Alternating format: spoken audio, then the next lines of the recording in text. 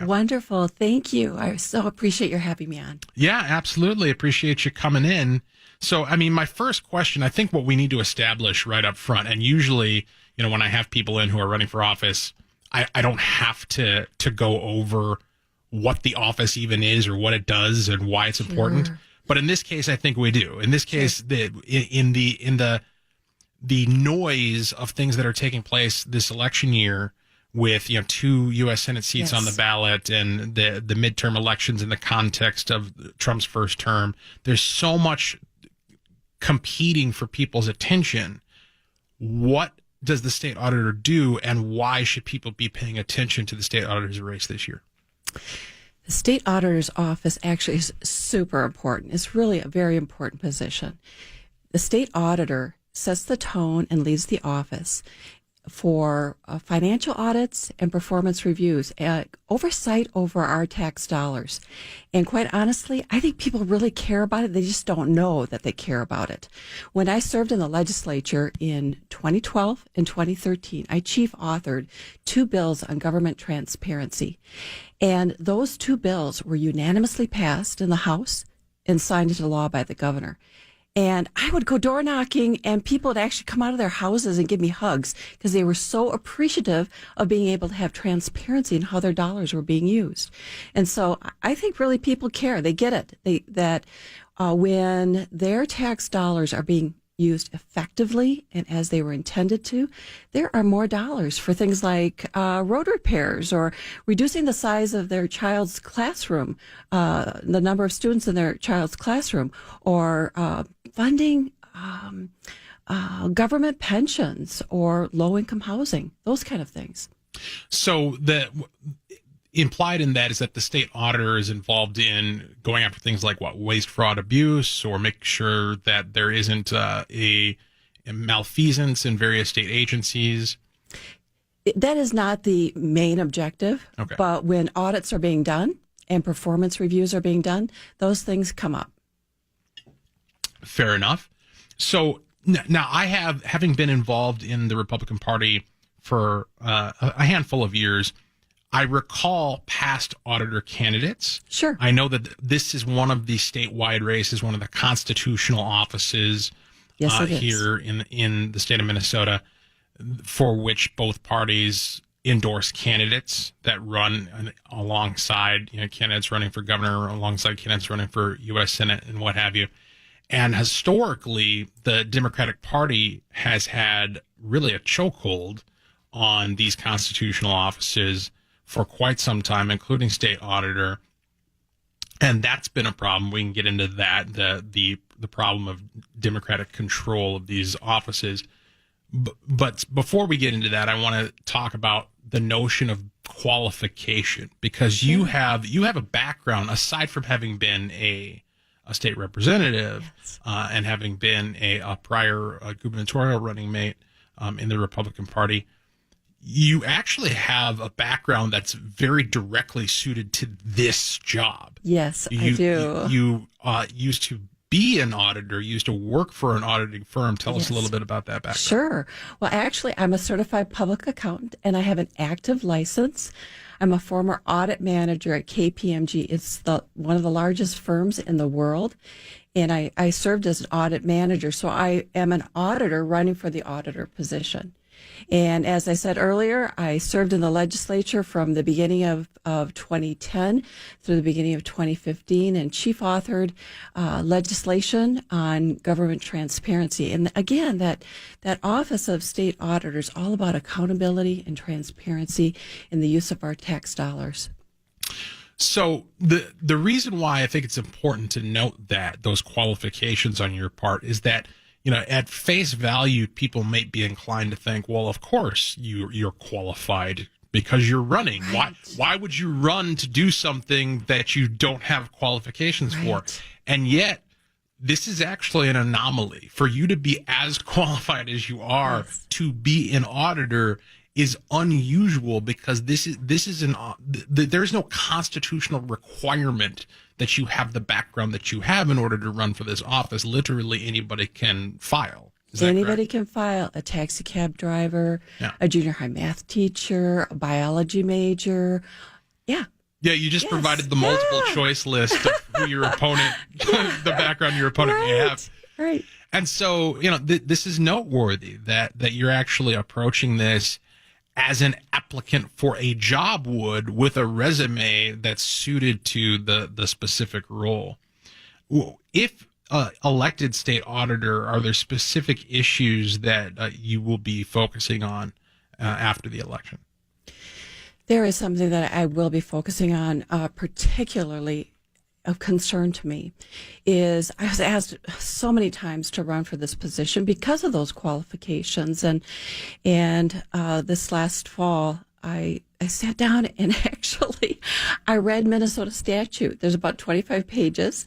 And as I was reading it, I started to get really mad. And I wasn't getting mad as a potential candidate or even a CPA. I was getting mad as a taxpayer. And it's really outdated. And it hasn't kept up. And so one of my important focuses will be on updating our statute to protect and have better oversight of our tax dollars for taxpayers in Minnesota. I was just recently reading a report issued by our current state auditor. She issued it in February of 2018 on single audits. That is a type of audit that's done on federal grant money. And I was just stunned to see that she was referencing a memorandum of understanding that dates back to 1983. That's 35 years ago.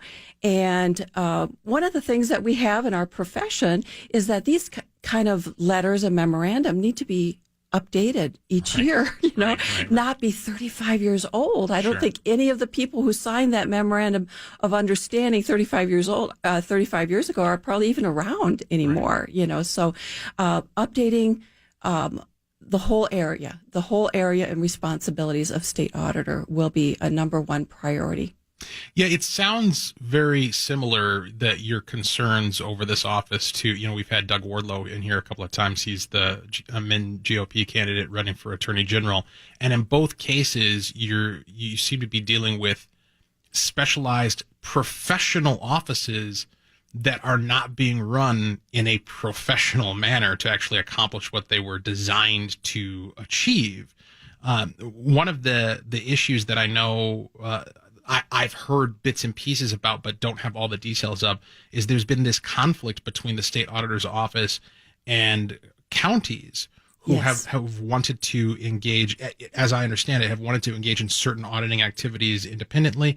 What can you tell us about a lawsuit that's been ongoing against 3 Minnesota counties by the current state auditor? Sure. I'd happy to give a little bit of the backstory, too.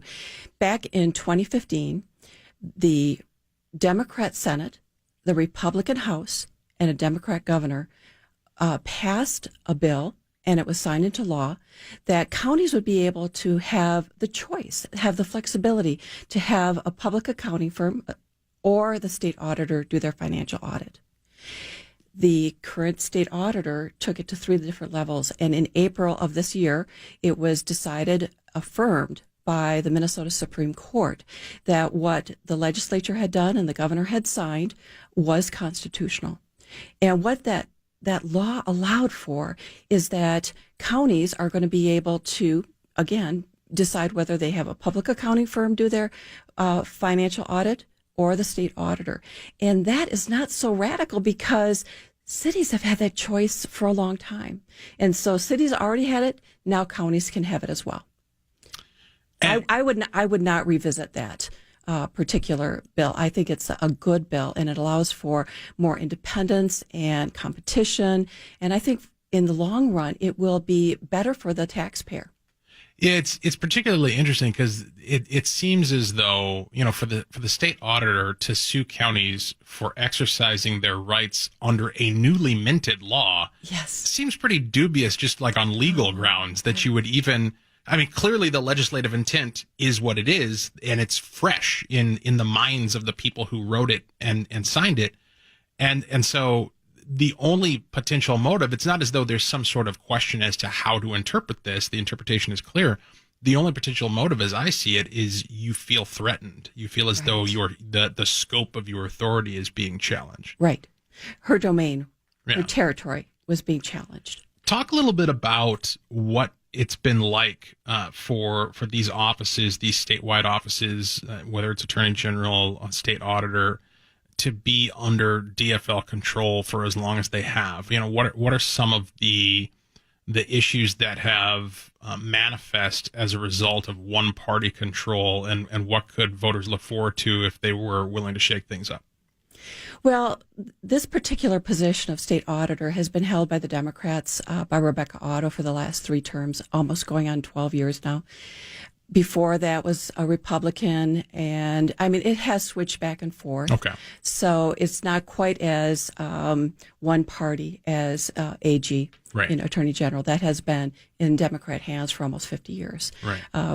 The state auditor's gone back and forth. I think we have a really good chance at victory this fall. It is an open seat. And then again, with my qualifications, I think we have a really good shot at it. And the response I'm getting out in the public has just been phenomenal, quite honestly. I have been loving campaigning because of the feedback and the response of individuals, just sharing with people about my candidacy, and even having people say, well, I'm a strong Democrat. And then after just a short amount of talk, they're on my side and saying, promising they're voting for me. So it's been really good. Well, and one of the things I'm aware of about you personally is that you're well known for being a committed worker when it comes to campaigning and getting out there and meeting people and convincing them to vote for you. So hopefully that will pan out in terms of the campaign going on later in these final few weeks. We're right up against it now. Yes, November's right around the corner. 651-989-5855 is the number to join us if you have comments or questions for Pam Myhra, the MNGOP candidate for state auditor. My name's Walter Hudson. Closing argument, Twin Cities News Talk, AM 1130, 103.5 FM, TwinCitiesNewsTalk.com.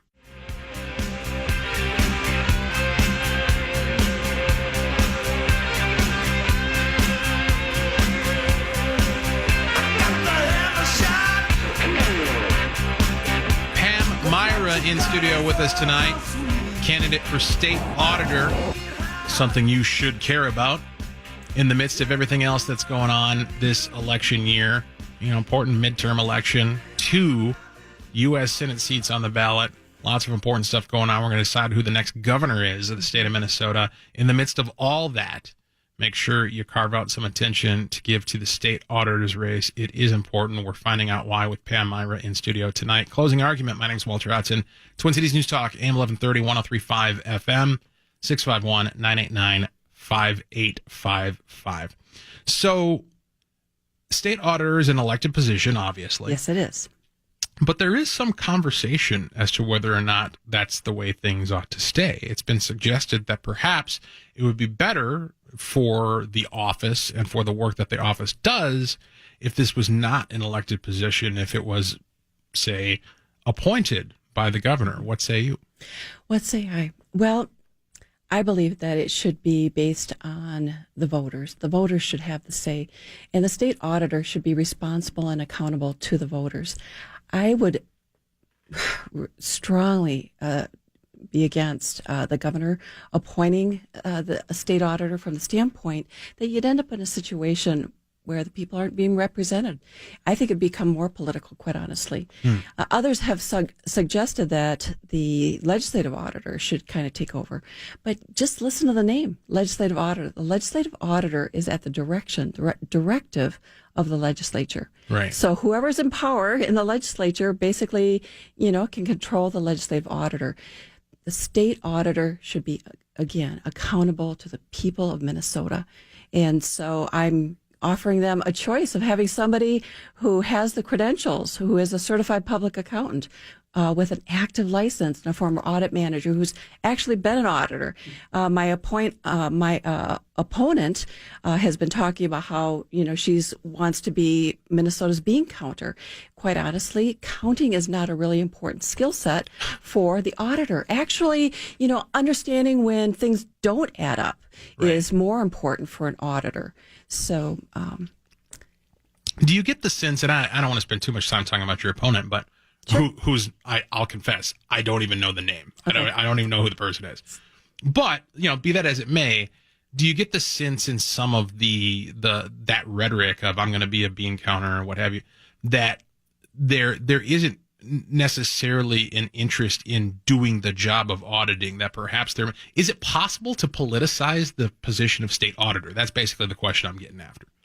Actually, that has happened. And okay. I mean, that's what is going on in the state auditor's office. It has been political. It has been partisan. And it shouldn't be.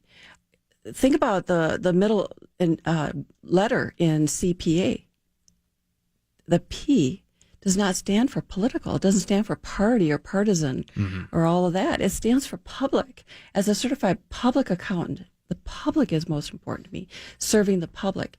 And unfortunately, the office has been used in the past to promote political things, political issues. Which you wouldn't think that's like, just intrinsically, you wouldn't think that's even possible with something that's a highly technical office like state auditor. What are some examples you can provide in terms of how the office has been misused in that way? Well, it's been used as a soapbox. It is a constitutional office. Very important. It's elected once every 4 years. And so the person in the position has gotten on the soapbox and promoted their particular political views. Right. And the office has also been a springboard for governor. Right. And so and my intent is to go in there and really work on behalf of the taxpayer to have better oversight of our tax dollars. Yeah. Yeah, it definitely seems as though, and again, I'm reminded of the Attorney General's race, and that in that position as well is often has been treated as though it's just kind of like a green room for the next governor's race of, this is where I'm going to hang out and build my case to the people that I would make a good governor someday, right, rather than actually making a good faith, sincere effort to do the job that you were elected to do, in this case, performing as state auditor. Now, we talked earlier about the ability that the legislature has given counties to be able to decide whether or not they're going to have the state auditor's office perform their auditing for them or farm it out to an accounting firm. What do you make of the notion that some have floated of taking that even a step further and just getting rid of the state auditor's position altogether? Why do we even need to have a state auditor in the first place? Because as the Minnesota Supreme Court affirmed this last April, is that the state auditor has a very important responsibility of oversight. And if it isn't in doing those audits, it's having that oversight over those public accounting firms to make sure that they are doing those audits appropriately. And I take that responsibility very seriously. There are standards that need to be followed. There's generally accepted government auditing standards that need to be followed. They're very specific. They're knowable, and we can go through and see that those are being followed or they're not. And again, ultimately, it's for the benefit of the taxpayer that our tax dollars are being used effectively and as they were intended according to the law. And when they are being used effectively according to law, then there's more money for those other things that we want for our community and for our families. We've been talking with Pam Myhra, Republican candidate for state auditor here in Minnesota. How can people learn more about your campaign? And it's my understanding that you have an event coming up that folks can participate in. Yes. People can learn more about my campaign by going to my website, pamforauditor.com. That's pamforauditor.com. They can follow me on Twitter, Facebook, or Instagram at pamforauditor. That was at Pam for Auditor. I do have an event coming up on September the 19th. That's Wednesday of this next week. And people can learn more about that by going to at Pam for Auditor on Facebook and getting the details.